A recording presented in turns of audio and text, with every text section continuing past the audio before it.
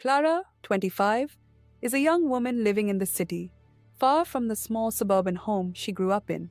She left shortly after college, seeking independence and space from her family's complicated dynamics.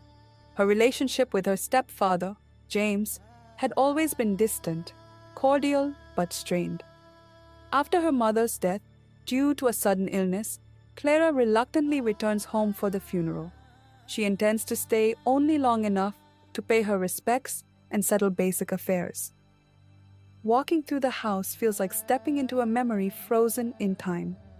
The scent of her mother's favorite lavender candles lingers, and the sight of her gardening gloves by the back door brings a lump to Clara's throat. James, now widowed, is subdued but polite, his grief hidden behind quiet composure.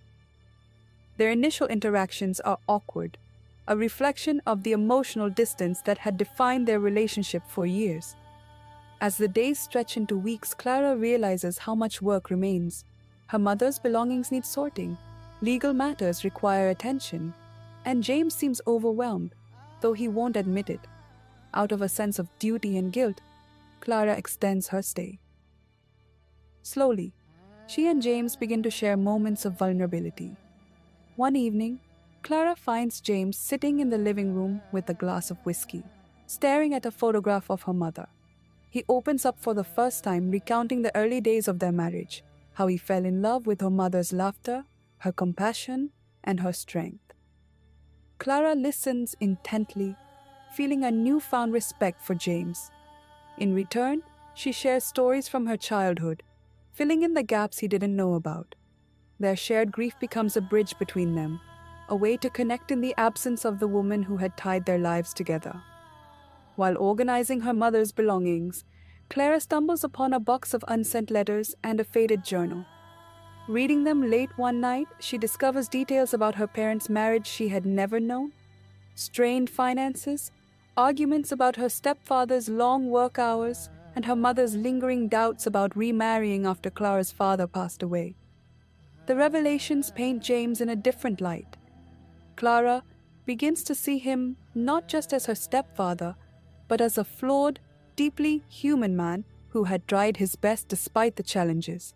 This newfound perspective deepens her empathy for him, and she starts to seek his company more often.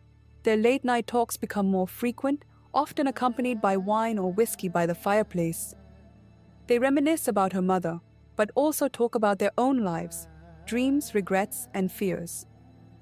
James compliments Clara on her resilience and independence, remarking how proud her mother would have been.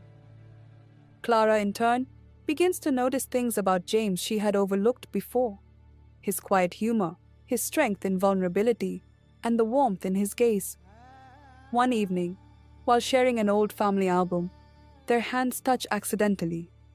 The moment lingers longer than it should, the silence heavy with unspoken tension. Clara feels her heart race, confused by the emotions stirring within her. The turning point comes during a stormy night. With the rain lashing against the windows, Clara and James find themselves sharing a blanket on the couch, sipping wine and talking about her mother's favorite books. The atmosphere is intimate, and the lines between comfort and desire blur. James brushes a strand of hair from Clara's face, his touch lingering.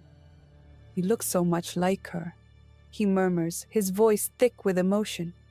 Clara feels torn. Part of her wants to pull away, but another part is drawn to the closeness they've developed. When he leans in, she doesn't stop him, and they share a fleeting, hesitant kiss. The aftermath is fraught with guilt and confusion. Clara is plagued by shame, questioning how she could have let such a moment happen. James is equally tormented, apologizing profusely and insisting it was a mistake. The atmosphere in the house becomes strained, and Clara decides to leave earlier than planned. As the weeks pass, Clara reflects on the incident, unsure of how to reconcile her emotions. The bond she and James had rebuilt now feels tainted, and she wonders if their relationship can ever return to normal. Despite everything, Clara learns to confront her grief and begins to understand the complex ways loss can manifest. She decides to seek therapy, hoping to process not just her feelings about her mother's death, but also the events that unfolded with James. In the end, Clara realizes that healing is a slow and painful journey. Her relationship with James remains unresolved, but she chooses to focus on rebuilding her life and setting boundaries. The experience serves as a reminder of the fragility of human connections and the importance of confronting emotions instead of burying them.